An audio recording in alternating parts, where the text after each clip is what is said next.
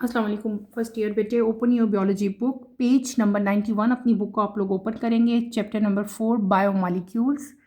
Chapter हमारा complete हो गया है। आज इस चैप्टर की एक्सरसाइज मैं आप लोगों को करवाऊंगी, but before going to start exercise कुछ इंपॉर्टेंट पॉइंट्स हैं जो मैं आपको यहाँ पे मार्क करवाऊंगी। अपनी बुक के पेज नंबर 92 पे अगर आप लोग आएँ, यहाँ पे आपको टॉपिक नज़र आएगा बायोकेमिस्ट्री। बायोकेमिस्ट्री की डेफिनेशन आप लोग करेंगे, biological molecules and then organic molecules. ठीक है, यहाँ पे आपने ऑर्गेनिक मॉलिक्यूल्स की डेफिनेशन करनी है, बायोकेमिस्ट्री की डेफिनेशन करनी है, एंड देन आपने बियोलॉजिकल मॉलिक्यूल्स की भी डेफिनेशन करनी है। इधर फंक्शनल ग्रुप्स हैं, इनको भी आप अंडरलाइन कर लो। ठीक है, इस टॉपिक में से आपके सिर्फ और सिर्फ जो है वो ऑब्जेक्टिव्स आ सकते हैं। सिंपल आपसे पूछ सकते हैं कि ऑर्गेनिक मॉलिक्यूल्स जो हैं वो कितनी टाइप्स के हैं, तो आप फर्दर आगे बता देंगे कि हमारे पास दो टाइप्स आती हैं बियोलॉजिकल मॉलिक्यूल्स की। एक आपके पास आएंगे ऑर्गेनिक और एक आपके पास कौन से आएंगे, इनऑर्गेनिक। ठीक है, बियोलॉजिकल मॉलिक्यूल्स दो तरह के हैं, ऑर्गेनिक प्लस इनऑर्गेनिक। ये चीज़ आपने यहाँ पे याद करनी है। परसेंटेजेस डिफरेंट टाइप की हैं, वो आपके एमसीक्यूज में आ सकती हैं। Next topic type of bond in biology आपने प्रिपेयर नहीं करना, इसको आप लोग छोड़ दो। नेक्स्ट पेज पे और page number 95, open your books, page number 95 पे आपको टॉपिक नज़र आ रहा होगा इंपॉर्टेंस ऑफ वाटर, उसको आप लोग ओपन करो। इंपॉर्टेंस ऑफ वाटर में बेटे आपके पास शॉर्ट क्वेश्चन आंसर आ सकता है आपका, और ये आपको आना चाहिए। टॉपिक है हमारा 4.4, इंपॉर्टेंस ऑफ वाटर की बात मैं कर रही हूँ। इस टॉपिक में भी आपने कोशिश करनी है कि आपका ना ज़्यादातर इसमें से शॉर्ट क्वेश्चन आंसर आएंगे। आपसे वाटर की डिफरेंट प्रॉपर्टीज़ जो हैं वो पूछी जा सकती हैं, अलग अलग से उनकी डेफिनेशन भी आ सकती है। जैसे सॉल्वेंट प्रॉपर्टीज़ वाटर की क्या हैं, what is you meant bye hydrogen bonding, hydrogen bond क्या होते हैं, और पोलैरिटी ऑफ वाटर मॉलिक्यूल किस तरह से है। यहाँ पे आपने हाइड्रोजन बॉन्डिंग की डेफिनेशन करोगे, ये डेफिनेशन भी आ सकती है सिर्फ। ठीक है, और हाइड्रोजन बॉन्ड जिस तरह से मैंने आपको ड्रॉ करके दिखाया था इसी तरह से आप ड्रॉ करेंगे। आगे आए, यहाँ पे हाइड्रोफोबिक एक्सक्लूजन लिखी हुई है। ये जितनी भी टॉपिक्स हैं ना, इन सबको आपकी डेफिनेशन आनी चाहिए। शॉर्ट क्वेश्चन आंसर आ सकता है जब डेफिनेशन लिखोगे, साथ थोड़ा सारा उसके बारे में आपने 2-3 पॉइंट्स भी फर्दर बताने होते हैं। हाइड्रोफोबिक एक्सक्लूजन क्या है, heat capacity, heat of vaporisation. आगे आपके पास आ रहा है कोहेशन, व्हाट इज़ कोहेशन, और इन द एंड आपके पास क्या है, यहाँ पे आयनाइजेशन ऑफ वाटर भी दिया गया। ये भी आप करोगे कि इसके दो डिफरेंट हाइड्रोजन सेपरेट हो जाएगा और OH जो है वो डिफरेंट हो जाएगा, यानी कि इसकी आयनाइजेशन हो जाएगी, आइंस बन जाएंगे, एक पॉजिटिव और एक नेगेटिव आइन। पॉजिटिव आइन में हमारे पास कौन से आएंगे, हाइड्रोजन आइन। नेगेटिव आइन में हमारे पास क्या आएंगे, हाइड्रोक्सिल आइन आएंगे। देन आपके पास आती है मैक्सिमम डेंसिटी की, वाटर की डेंसिटी क्या है, इसकी प्रॉपर्टीज़ क्या हैं, और उन प्रॉपर्टीज़ का हमारी लाइफ में क्या बेनिफिट है। ये चीज़ आपने अच्छी तरह से प्रिपेयर करनी है। मेनली यहाँ पे आपको हर जो टर्मिनोलॉजी है उसकी डेफिनेशन आपको आनी चाहिए। जैसे मैंने पहले बता दिया, हाइड्रोफोबिक एक्सक्लूजन क्या है, हीट कैपेसिटी क्या है, हीट ऑफ वेपराइजेशन क्या है, what is you meant by temperature stabiliser. Temperature stabiliser को भी आप लोग अंडरलाइन करो कि वाटर जो है it work as temperature stabiliser. ठीक है, ये आपको पता होना चाहिए। उसके बाद नेक्स्ट आप अपने टॉपिक पे आते हैं, जो इस टॉपिक हमारा इस पूरे चैप्टर का जो मेन टॉपिक्स हैं, दैट आर्स बायोमॉलिक्यूल्स। यहाँ पे पहले आपके आ रहा है कार्बोहाइड्रेट। कार्बोहाइड्रेट आपने अच्छी तरह से करना है, इसमें आपका लॉन्ग क्वेश्चन आ सकता है, right a detail note on carbohydrate. Short question answers भी आ सकते हैं, सिर्फ क्लासिफिकेशन भी आ सकती है, और क्लासेस में से एक क्लास भी आ सकती है कि right a note on monosaccharide. ठीक है, फिर आपने मोनोसेकेराइड की एग्जांपल्स दोगे, इसका जनरल फार्मूला लिखोगे, और फिर आगे फर्दर मोनोसेकेराइड की भी आपके पास यहाँ पे आगे फर्दर उसकी क्लासिफिकेशन है। ये सारी हमने डिटेल से की हुई है, और हर क्लास की एग्जांपल आपको पता होना चाहिए, आपकी एमसीक्यूज में भी आ सकती है। जैसे कि अरेथ्रोज है, ग्लाइसरल्डिहाइड है, तो ये कौन सी मोनोसेकेराइड से बिलोंग करता है। उसके बाद आइसोमर्स आपने नहीं करने प्रिपेयर।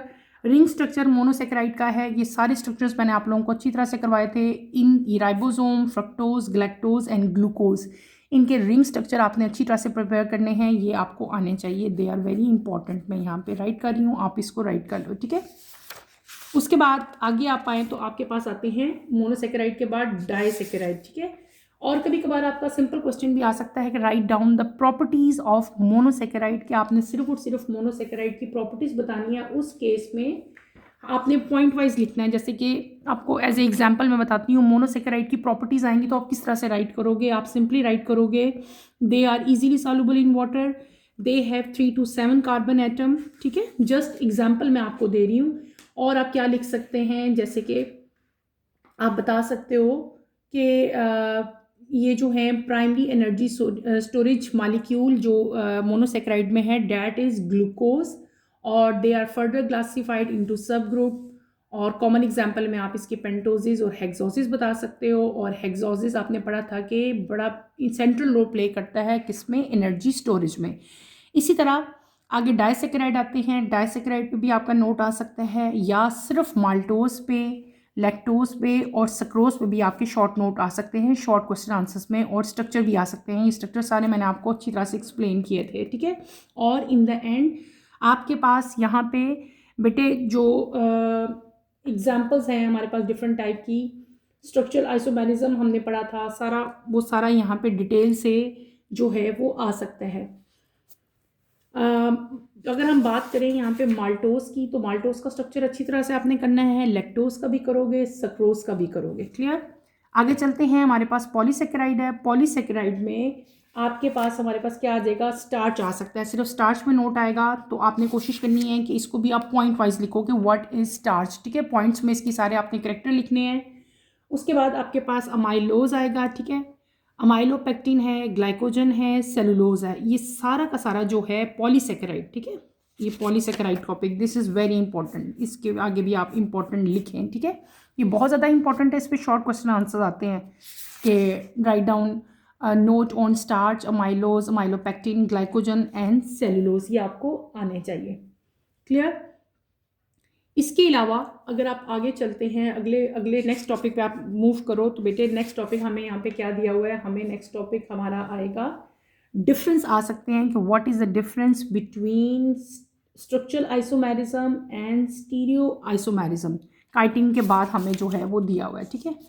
तो ये भी आपने अच्छी तरह से करना है, ठीक है।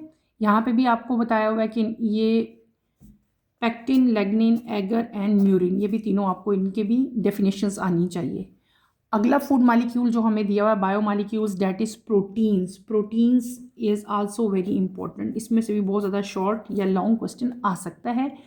प्रोटीन आपको आने चाहिए, structure of protein, amino acid का स्ट्रक्चर क्या था, और फिर essential and non essential amino acid. मैंने आपको इस चैप्टर में बहुत सारे डिफरेंसेस भी लिखवाए थे कि what is the difference between essential and non essential amino acids. इन दोनों में मैंने आपको डिफरेंसेस लिखवाए हैं, वहाँ से आपने डिफरेंस करने हैं।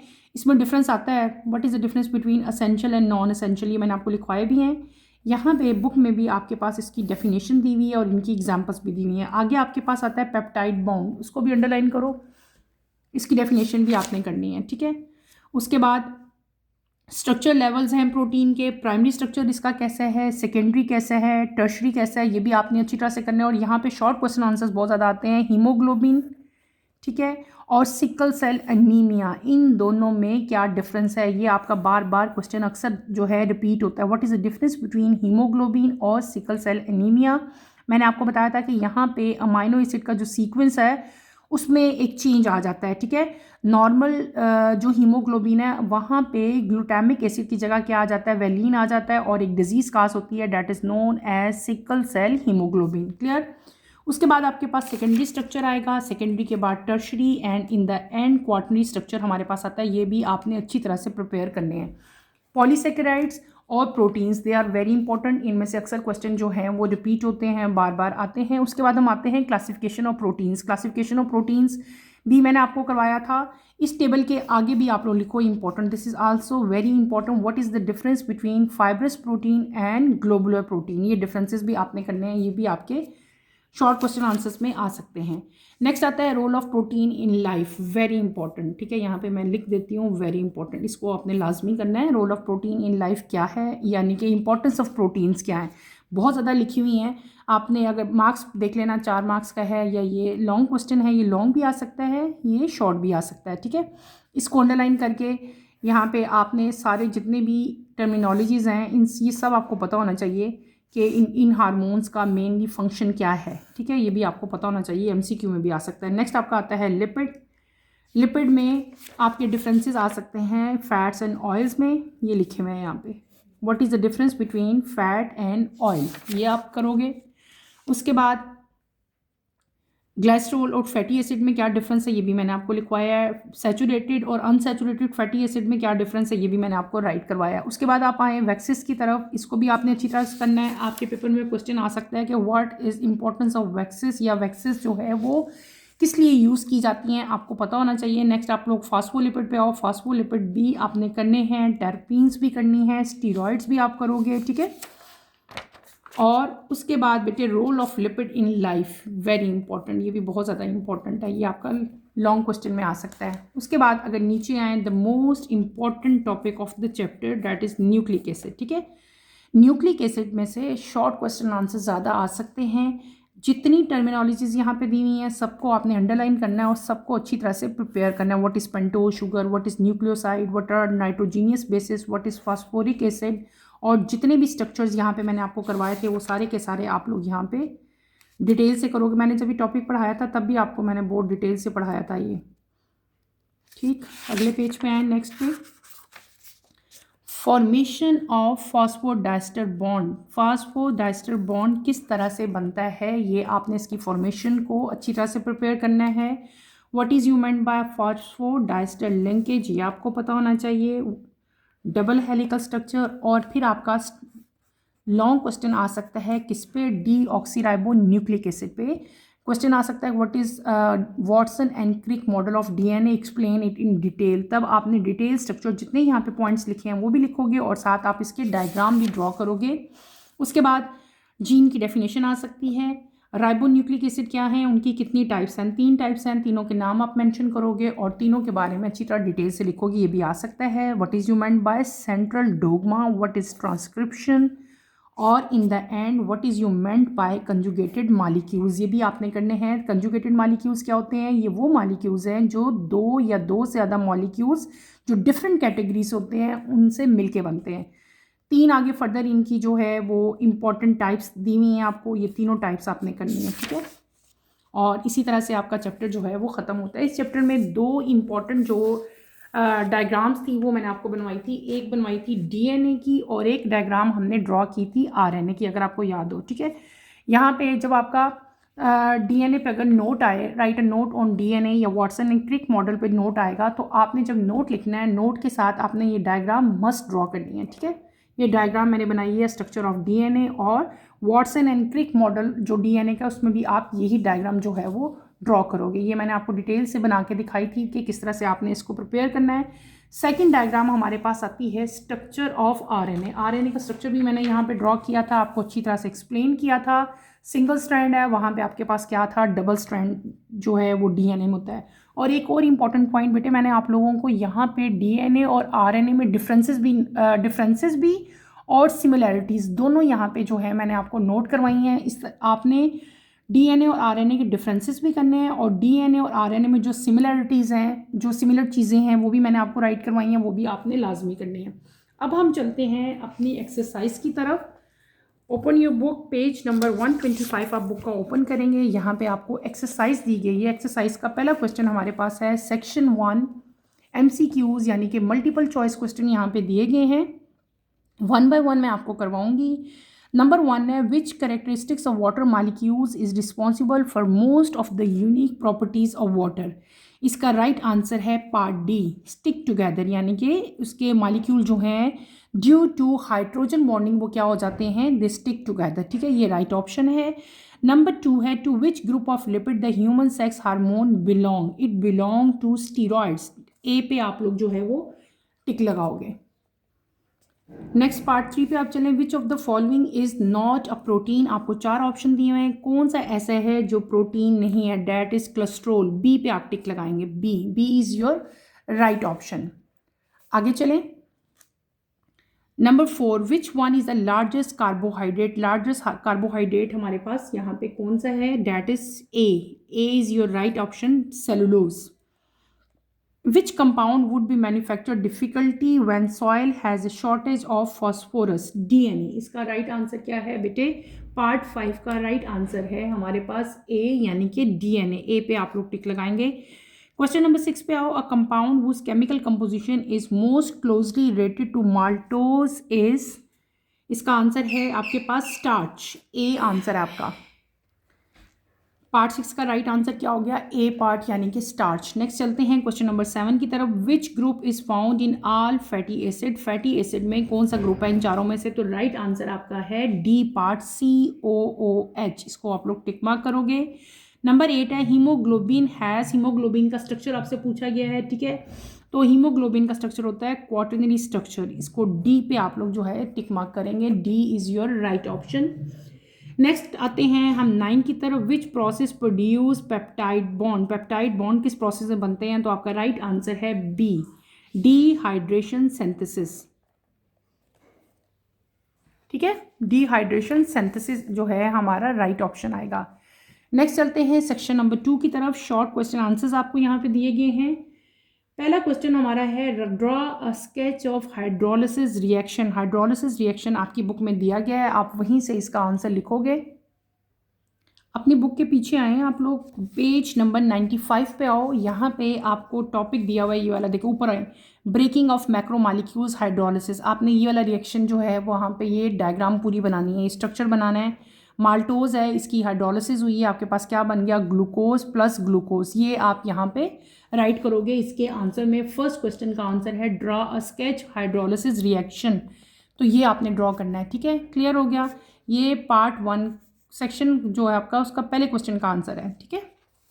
नेक्स्ट क्वेश्चन की तरफ हम आते हैं। नेक्स्ट क्वेश्चन हमारा क्या है, draw the ring structure of glucose and fructose. Glucose और फ्रक्टोज का रिंग स्ट्रक्चर आप लोग ड्रॉ करोगे। पीछे आओ अपनी बुक पे,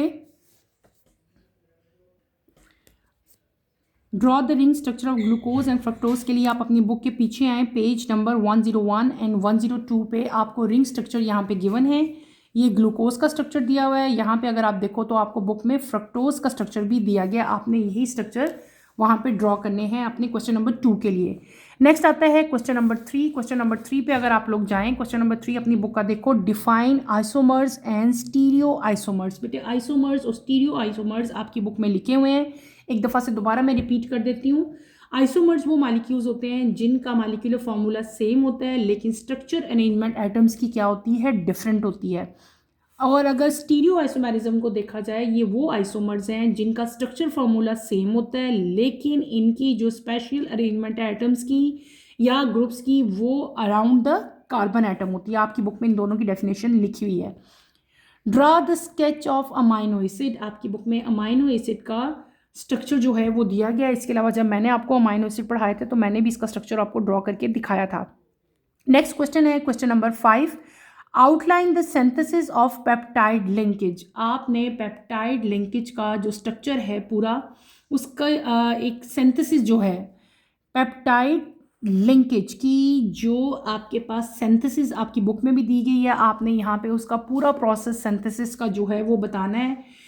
किस तरह से है, थोड़ा सा मैं हिंट दे देती हूँ। आपकी बुक में लिखा हुआ है कि हर अमाइनो एसिड जो है अमाइनो ग्रुप में प्रेजेंट होता है एट वन एंड, कार्बोजाइल जो है वो दूसरे एंड पे प्रेजेंट होता है। जब दो अमाइनो एसिड ब्रॉड क्लोजर किए जाएंगे तो डीहाइड्रेशन सिंथेसिस होगी between amino group of 1 and carboxyl group of second amino acid, और उसके रिजल्ट में वाटर मॉलिक्यूल रिलीज होगा और आपके पास पेप्टाइड बॉन्ड की फॉर्मेशन होगी between N and C of adjacent amino acids. ये यहाँ पे आप पेप्टाइड लिंकेज के बारे में सारा डिटेल से लिखेंगे, आपकी बुक में ऑलरेडी गिवन है। नेक्स्ट क्वेश्चन नंबर 6 की तरफ चलते हैं। Draw the sketch of acylglycerol, phospholipid and टेट्रीन। ठीक है, इन तीनों का स्ट्रक्चर आपकी बुक में गिवन है, दिया गया है। आपने सिंपल वहाँ पे आपकी बुक में बेटे इन तीनों का स्केच ड्रॉ किया गया है, आपकी बुक में दिया हुआ है, वहीं से देख के आपने जो है वो इनका प्रिपेयर कर लेना है। हमने डिटेल से इसका स्ट्रक्चर जो है वो पढ़ा था, मैंने आपको ड्रॉ करके भी दिखाया था। डिफरेंशिएट, क्वेश्चन नंबर 7 की तरफ आओ। Differentiate between nucleoside and nucleotide. आपने इन दोनों के डिफरेंस लिखने हैं, नंबर पे डिपेंड करता है, 3 नंबर का क्वेश्चन है या 4 नंबर का या 2 नंबर का। पार्ट्स में भी क्वेश्चन बाजुकात आ जाता है। आपने इनके डिफरेंसेस लिखने हैं न्यूक्लियोसाइड एंड न्यूक्लियोटाइड के। ठीक है, सिंपल डिफरेंस है। न्यूक्लियोसाइड जो है that is composed of nitrogenous bases and sugar, जबकि न्यूक्लियोटाइड जो हैं बेटे they are composed of nitrogenous base, sugar and phosphate. यानी कि यहाँ पे 3 चीज़ें मिलके न्यूक्लियोटाइड्स बनाती हैं, जबकि 2 चीज़ें मिलके जो है वो न्यूक्लियोसाइड बनाएंगी। नाइट्रोजीनियस बेसिस और सिर्फ शुगर यहाँ पे कंबाइन होंगे, और यहाँ पे nitrogenous base sugar and phosphate combine होकर न्यूक्लियोटाइड बनाते हैं। सेकंड डिफरेंस आप क्या लिख सकते हैं कि न्यूक्लियोसाइड के अंदर फॉस्फेट ग्रुप एब्सेंट होता है, जबकि इन केस ऑफ न्यूक्लियोटाइड इसके अंदर एक या एक से ज़्यादा फॉस्फेट ग्रुप अटैच होते हैं। दो डिफरेंस हो गए। थर्ड डिफरेंस में आप क्या लिख सकते हो बेटे, आप इनकी एग्जाम्पल लिख सकते हो। इसकी एग्जाम्पल में आप लोग क्या लिखोगे, एडिनोसिन लिखोगे, और इसकी एग्जांपल में आप लोग क्या लिख लेना, एडिनोसिन मोनोफॉस्फेट यानी कि AMP जो है वो इसकी एग्जांपल में आप लिख लोगे। मैंने आपको यहाँ पे 3 डिफरेंसेस जो हैं वो बता दिए हैं, यही आपने इस पे राइट करने हैं। नेक्स्ट क्वेश्चन पे चलें बेटे, illustrate the formation of phosphodiester bond.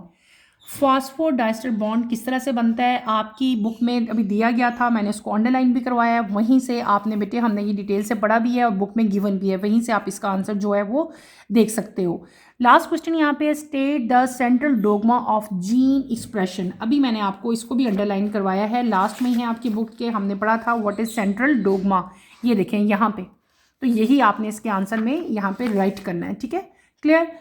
अब हम चलते हैं सेक्शन 3 की तरफ। सेक्शन 3 हमारा क्या है, लॉन्ग क्वेश्चन आपको यहाँ पे गिवन है। लॉन्ग क्वेश्चन आपके पेपर में आते हैं, आपने इनको अच्छी तरह से प्रिपेयर करना है, और इस चैप्टर में आपके बहुत सारे लॉन्ग क्वेश्चन भी आ सकते हैं। इस चैप्टर में बहुत सारे डिफरेंसेस भी बेटे आपके आ सकते हैं। आपने इस चैप्टर को अच्छी तरह से प्रिपेयर करना है, स्ट्रक्चर सब करने हैं, DNA का, RNA का, ट्रांसक्रिप्शन, ट्रांसलेशन, सेंट्रल डोगमा, बहुत कुछ इस चैप्टर में जो है वो शॉर्ट क्वेश्चन आंसर्स बहुत ज़्यादा आते हैं। तो इस चैप्टर को अच्छी तरह आप लोगों ने बड़े ध्यान से जो है उसकी आपने तैयारी करनी है।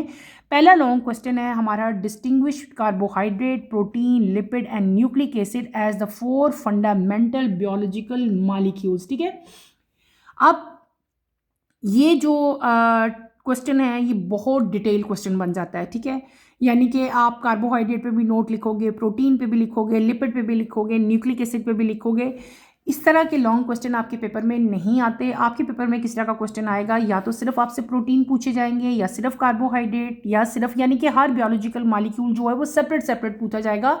लॉन्ग क्वेश्चन में 4 इकट्ठे आपसे बायोलॉजिकल मॉलिक्यूल्स नहीं पूछते। ठीक है, उसके बाद अगला लॉन्ग क्वेश्चन बेटे देखते हैं, describe and draw sketches of dehydration synthesis reaction. Dehydration synthesis reaction का आपने उसको डिस्क्राइब भी करना है और उसका स्केच भी आपने ड्रॉ करना है। ठीक है, अपनी बुक के पीछे आओ अगर आप लोग, यहाँ पे बेटे आपको टॉपिक दिया गया, अब मैं आपको बताती हूँ किधर है इसका आंसर। ठीक है, हमने पढ़ा था, आप पीछे आए,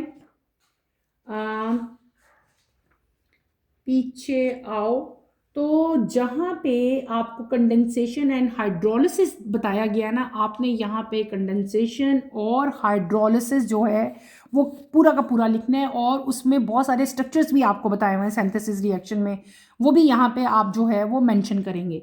यानी कि यहाँ पे आप सिंपल लिखेंगे कंडेंसेशन, यानी कि सिंथेसिस क्या होती है उसको आपने कोशिश करनी है पॉइंट वाइज लिखो, उसकी एग्जाम्पल्स आपने लिखनी है, उनका जो स्ट्रक्चर है, जैसे कि ग्लूकोज प्लस ग्लूकोज आपके पास क्या बनेगा, माल्टोज बनेगा। ठीक है, और ये आपने ड्रॉ भी करना है। और दूसरी चीज़ यहाँ पे क्या आएगी, हाइड्रोलिसिस आएगी। हाइड्रोलिसिस के बारे में आप सारा डिस्क्राइब करेंगे, उसकी एग्जाम्पल देंगे, और एग्जाम्पल जब आप लिखोगे तो साथ, जब जैसे हमने माल्टोज है, माल्टोज से आपके पास क्या होगा, ग्लूकोज, और ग्लूकोज बनेंगे ना, तो आपने जब उसका पूरा इक्वेशन लिखनी है तो इक्वेशन के साथ आपने उसका स्ट्रक्चर भी ड्रॉ करना है। ठीक है, ये बात आपने याद रखनी है।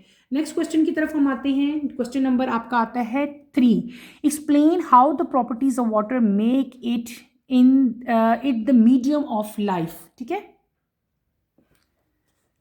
तो बेटे इस क्वेश्चन में काफ़ी डिटेल क्वेश्चन है ये भी। इसमें आपने क्या करना है कि वाटर की जितनी प्रॉपर्टीज़ आपको दी हुई हैं आपने सबकी हेडिंग लिखनी है, और सबके बारे में पूरा पूरा नहीं, थोड़ा थोड़ा, यानी कि आपका एक एक पैराग्राफ जो है वो आप सबके बारे में बताएंगे, कौन कौन सी प्रॉपर्टी है। जैसे कि हमने अभी पढ़ी थी, आपके पास सॉल्वेंट प्रॉपर्टीज़ आ जाती हैं, हाइड्रोजन बॉन्ड फॉर्मेशन आ जाएगा, हाइड्रोफोबिक एक्सक्लूजन आ जाती है, हीट कैपेसिटी आ जाती है, हीट ऑफ वेपराइजेशन आ जाती है। इन सब की आप लोग हेडिंग देंगे, और कोहेशन भी एक थी, आयोनाइजेशन ऑफ वाटर भी आती है। इन सब की आपने हेडिंग्स देनी है, और इन सब के बारे में आपने नोट लिखते जाना है। ठीक है, इस तरह से ये आपका डिटेल क्वेश्चन बनेगा। उसके बाद आगे चलते हैं क्वेश्चन नंबर 4 की तरफ, distinguish the properties and role of monosaccharide and classify them. हमने डिटेल से ये पड़ा हुआ है। यहाँ पे आप मोनोसेकेराइड को डिफाइन करेंगे। मोनोसेकेराइड की सारी आपने क्लासिफिकेशन लिखनी है, उसको हमने डिफरेंट कैटेगरीज में डिवाइड किया था, वो आप लिखोगे। और इन द एंड आपने मोनोसेकेराइड की प्रॉपर्टीज़ भी जो है वो भी लिखनी है। और सबके साथ आपने कोशिश करनी है जब आप उसकी क्लासिफिकेशन लिखो तो बेटे साथ आपने हर क्लासेस के आगे उनकी एग्जाम्पल्स भी राइट करनी है। एग्जाम्पल्स के बगैर आपकी क्लासिफिकेशन के हाफ नंबर आएंगे। Compare the structure isomer and stereo isomers of glucose, आपकी बुक में ये दिए हुए हैं, वहीं से आप इसको प्रिपेयर करोगे, इनका कंपैरिजन करोगे। इन कंपैरिजन में आपके पास डिफरेंस भी आ जाते हैं और सिमिलैरिटीज़ भी आ जाती हैं, दोनों आपने यहाँ पे राइट करनी है।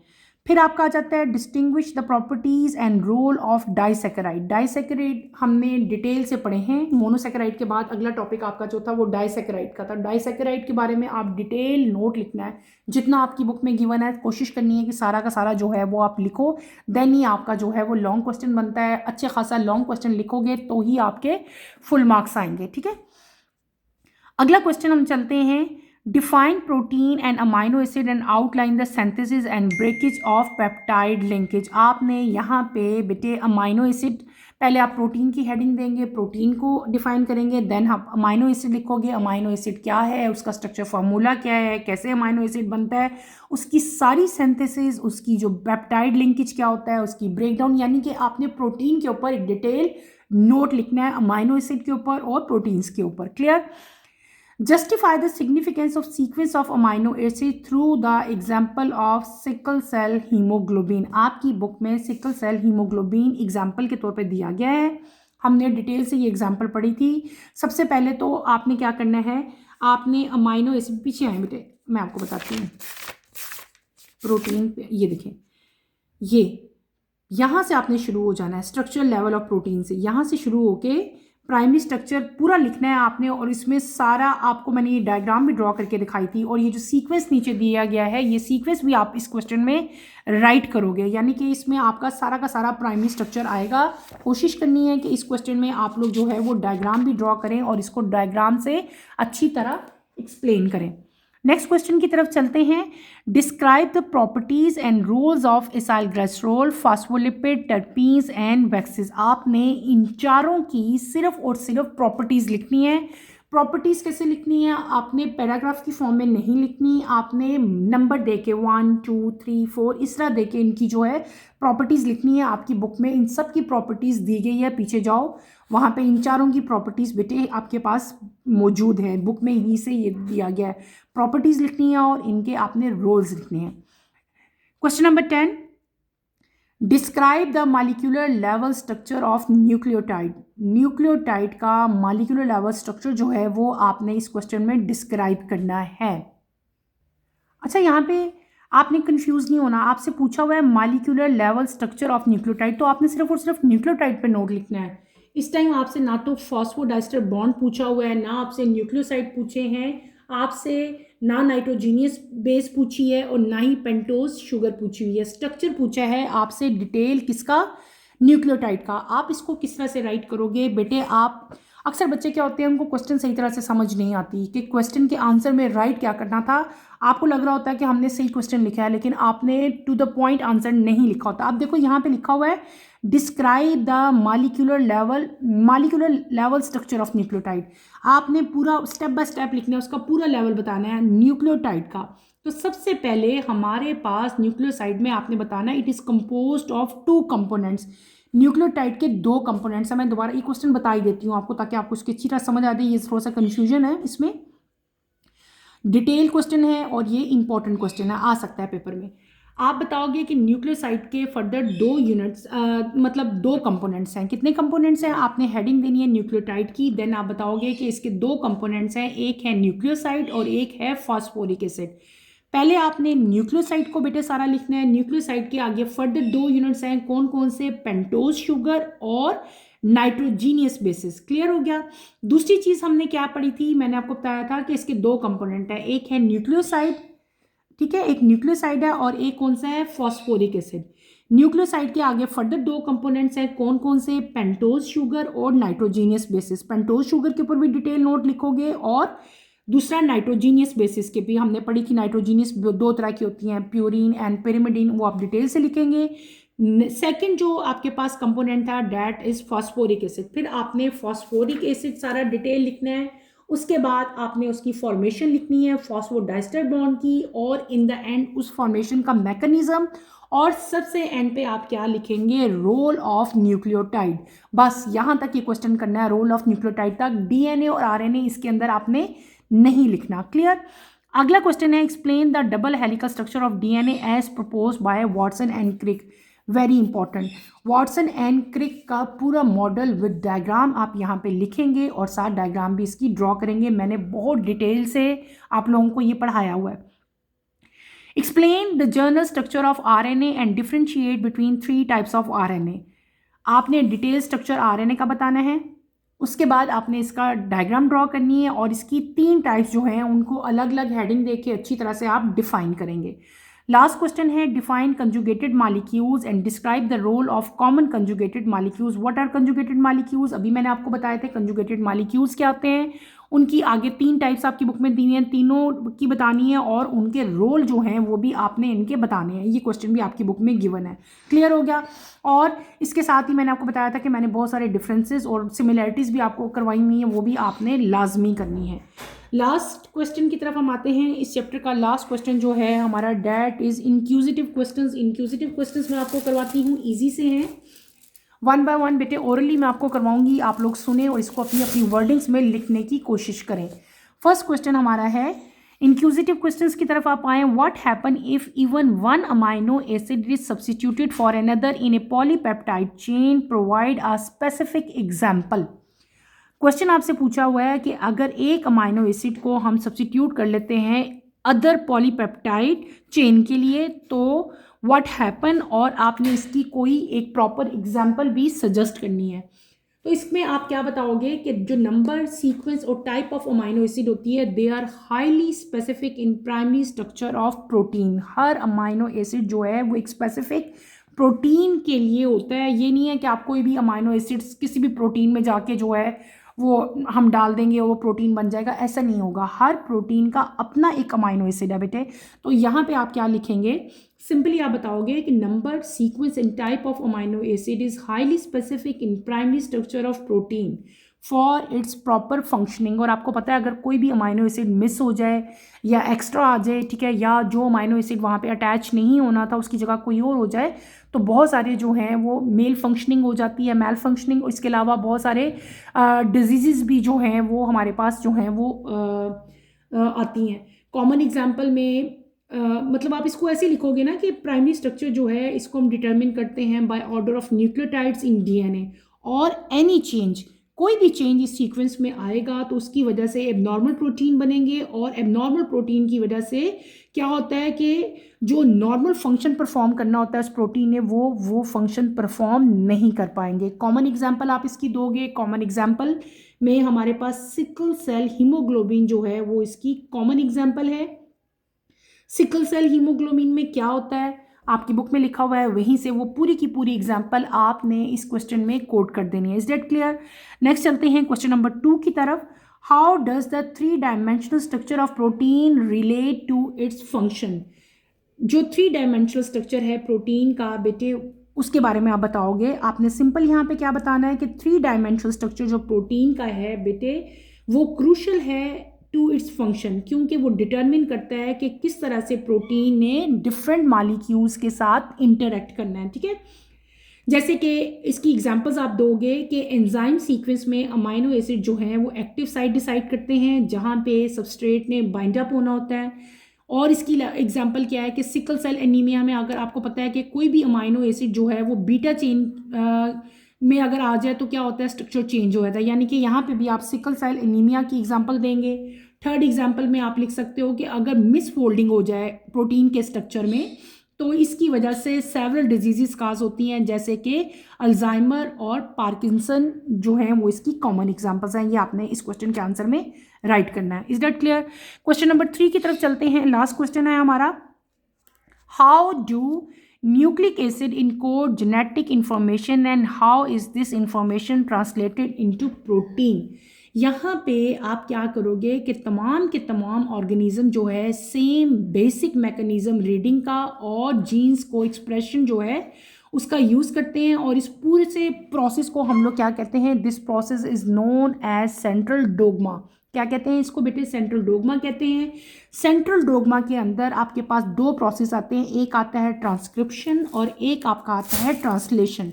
अपनी बुक के पीछे अगर आप लोग आएँ, यहाँ पे आपको टॉपिक नज़र आएगा सेंट्रल डोगमा का। ये आपने अपने इंक्यूजिटिव क्वेश्चन के लास्ट पार्ट में सेंट्रल डोगमा के बारे में ये सारा का सारा डिटेल से लिख देना है। उसमें ट्रांसक्रिप्शन भी आ जाएगा, उसमें ट्रांसलेशन भी आ जाएगा, लेकिन इन दोनों की हेडिंग्स देके जो है आप इसको राइट करोगे। क्लियर? तो बेटे एक्सरसाइज आपकी कंप्लीट होगी है। एक्सरसाइज में आपके एमसीक्यूज थे वो भी मैंने आपको सारे करवा दिए, शॉर्ट क्वेश्चन आंसर्स थे वो भी मैंने आपको सारे करवाए, लॉन्ग क्वेश्चन आंसर्स भी मैंने आपको डिटेल में बता दिए कि इनकी आपने क्या क्या आंसर लिखना है, और in the and inquisitive question 3 थे वो भी मैंने आपको करवा दिए। आई होप कि एक्सरसाइज अब आप लोग सॉल्व कर लोगे, लेकिन फिर भी अगर आपको कोई लगता है कि कोई कमी रह गई है, कोई क्वेश्चन है जो आपको सही तरह से समझ नहीं आया, या आपको ऐसा लग रहा है कि इसके आंसर में मैं क्या राइट करूँ, तो वरीड नहीं होना।